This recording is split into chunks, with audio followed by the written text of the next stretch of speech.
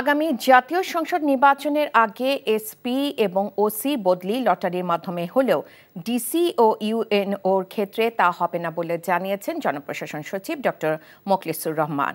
আর আসছে নির্বাচনে প্রশাসনে কেউ পক্ষপাতিত্ব করলে কঠোর ব্যবস্থা নেওয়া হবে বলে হুঁশিয়ারি দেন তিনি।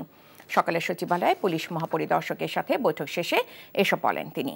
নির্বাচনের আগে নতুন ২,০০০ পদোন্নতি দিয়ে আরও ২,০০০ এএসআই নিয়োগের অনুমোদন মিলেছে বলে জানিয়েছেন পুলিশ মহাপরিদর্শক বাহারুল আলম।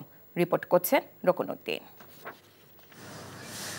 দেশের রাজনীতিতে প্রতিদিনই সামনে আসছে নতুন নতুন আলোচনা, তবে সব ছাপিয়ে দেশ জুড়েই মূল আলোচনা আগামী জাতীয় নির্বাচন।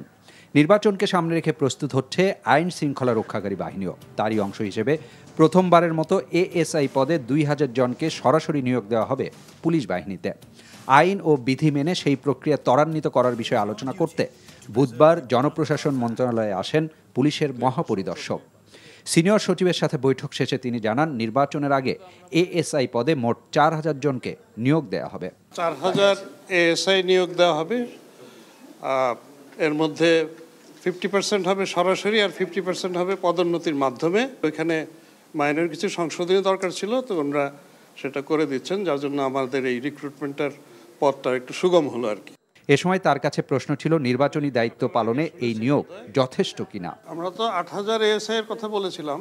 আর আগামী নির্বাচনকে সবার সামনে মডেল নির্বাচন হিসেবে তুলে ধরার লক্ষ্য নিয়ে প্রশাসন কাজ করছে বলে জানান জনপ্রশাসন সচিব। বলেন, বিগত ৩টি নির্বাচনে প্রশাসনের পক্ষ থেকে যেভাবে দায়িত্ব পালন করা হয়েছে, এবার তা আর হবে না। কারো পক্ষে অথবা কোনো দলের পক্ষে এতটুকু যদি কেউ কোনো আমরা এখন পর্যন্ত জানি যে সেরকম নাই, যদি আমরা এরকম বুঝি তাকে উইথড্র করা হবে এবং প্রচলিত আইনের আওতায় এনে তাদের বিরুদ্ধে প্রশাসনিক ব্যবস্থা নেওয়া হবে। সকলেই চাই একটা মডেল, একটা আমরা কি বলবো, গর্ববোধ করি এই ধরনের একটা নির্বাচন হোক। কখনো কোনো দিন লটারির মধ্যে সিভিল সার্ভিসে পোস্টিং হয়নি, এখনো হচ্ছে না, হবে না। এখন হলো কমপ্লেনের এগেনস্টে আমাদের ফিট লিস্ট আছে, সেখান থেকে তাকে উইথড্র করা হচ্ছে। মাঝে দেখছেন কিছু হয়েছে, আরও সামনে হবে।